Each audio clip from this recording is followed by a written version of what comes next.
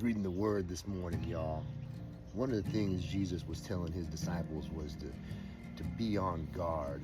And right after that, he said that they were going to be given to the officials or the authorities, or taken to the synagogues and get flogged and get beaten, maybe even die. When I was thinking about it, be on guard, I was like, well, if you're telling them to be on guard, wouldn't that mean like watch out and don't get caught?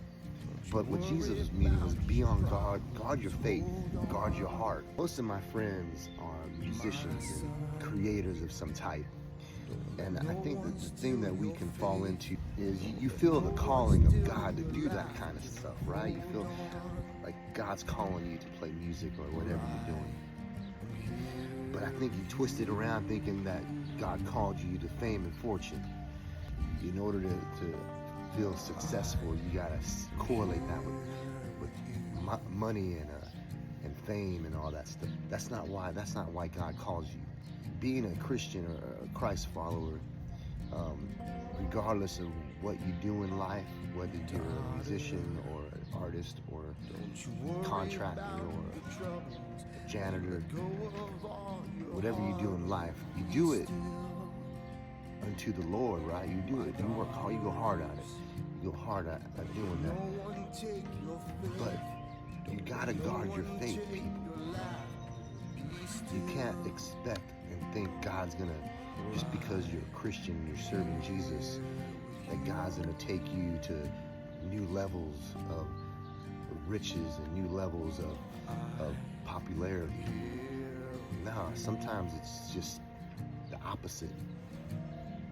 New levels of pain and suffering, new levels of misfortune. Sometimes it's not like we think. But that's not why we serve Jesus, y'all. That's not why we trust the Lord. You trust him because he's good and he died for you, and you need him, and he gives us life and strength, and he's the truth, the way, the truth, and the life. That's why you trust him. You don't trust him to gain earthly riches. You trust him to gain heavenly riches. I hope this encourages you people, man.